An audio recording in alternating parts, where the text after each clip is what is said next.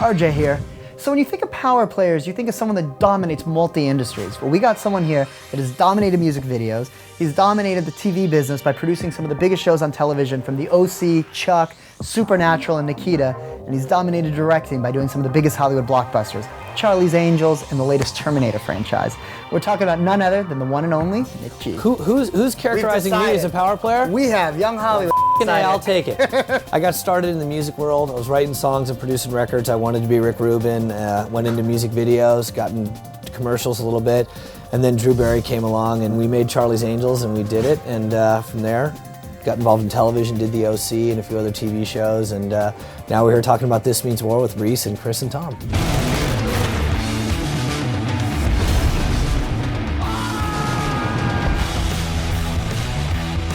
How do you decide which one you're going to actually do, though? Do you decide I'm going to do digital, I'm going to do a music video, I'm going to do TV? No, to me there's no difference. I think good is good, and you just sort of read the script and see what's there. If there's a kernel of an idea, if there's a great piece of talent attached, a director, a writer, an actor. And you've got Will Smith as a producer, so in essence he's sort of like your boss. If their budget overruns, what is Will? I got Will calling to me and yelling at me, but no, he's always been very supportive. We've known each other a little bit through the years. I mean, he got started in the music business also and went on to film and television, of course, and I've done that in some way. And we made this picture, and I always envisioned these two characters as, you know, Will Smith and Tom Cruise sitting on a couch. Now, they respect each other, right? Okay, but neither would ever acquiesce to the other.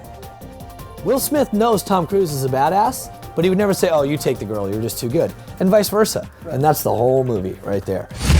You know what? You date her. Besides the fact, if I got in the picture, it wouldn't even be fair. I'm sorry, what does that mean? I think we should lay down some ground rules. I think we should. I don't think we should tell her that we know each other. Let's stay out of each other's way. Just let her decide. May the best man win. We've had a lot of stars of different projects you've been involved in through the Young Hollywood studio. I'm just going to mention them to you. Tell us the first thing that comes to mind when you think about them. Rachel was here. We had her here not that long ago. Sexy feet. Sexy feet, interesting. Yeah, why sexy feet? She's just petite and girly. She's so feminine. And she's just like a little flower, and there's just, everything she does has a light patina of excellence to it. And she's terribly talented and intelligent, and she's kind of a non-adult side person. I like it. She's cute. You want to put her in her pocket and just walk around. Let's put her in our pocket. Zach Levi was here not that long ago playing games with us.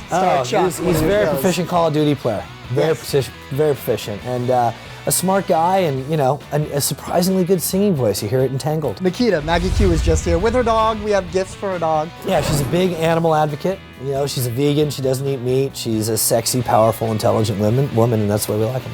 Drew Barrymore, we had her through here. One of the most magical people you'll ever meet in your life. Anything that's ever gone right for me, I owe to Drew Barrymore. She gave me my shot. I had nothing going for me at the time, and she walked me into the head of Sony Pictures and said, look, either this guy does Charlie's Angels or I'm not doing it. And that was my break.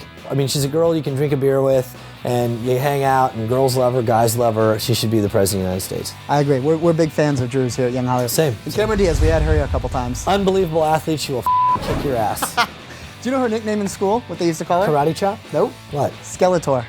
It fits today. Interesting, right? But she went to school with Snoop Dogg. Oh, you're right. She did talk about that. In Long Beach.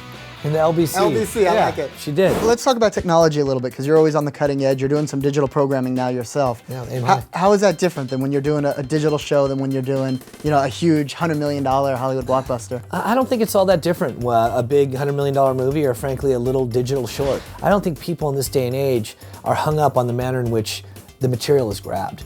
You don't look at something on YouTube and say, I would have laughed a lot harder if that were shot on a big Panavision camera. Right. You just want it when you want it. A couple quick questions we want to ask you. Most interesting request you ever had from an actor on one of your movies, preferably the most recent movie you're doing right now? I've had an actor ask if he could perform auto oh my in a goodness. scene, which I said, do you have to put yourself in traction for a week to get that kind of flexibility? Right. And we weren't able to accommodate that, but I hear it's big in Latin America.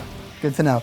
Craft service. What's your go-to item whenever you're at craft service table? I love M&Ms, but I'll tell you something that's interesting about craft service is they're responsible for first aid. Why is that? That's just where it falls in the annals of Hollywood, first aid falls into craft service. New things you're learning. Didn't you? I never knew that. One film you would love to remake if you were to remake any movie? A film called The Loneliness of the Long Distance Runner, but my favorite old film is indeed The Graduate, but you can't remake The Graduate because it's perfect. That is true. Best location you've ever scouted? Dubai. Why Dubai? Because it was just crazy and off the charts and surreal, and it might have been something with the Klonopin I was on at the time, but the whole thing felt amazing and magical. And the worst location you've ever scouted? That would have to be a city in northern Hungary, where they don't believe in deodorant and hair is aplenty in the female side. There you go, the ultimate power player, McG, star maker to many, doing a lot of big things, and he's on the forefront of digital, which we love, doing some really cool things online, so make sure y'all check it out.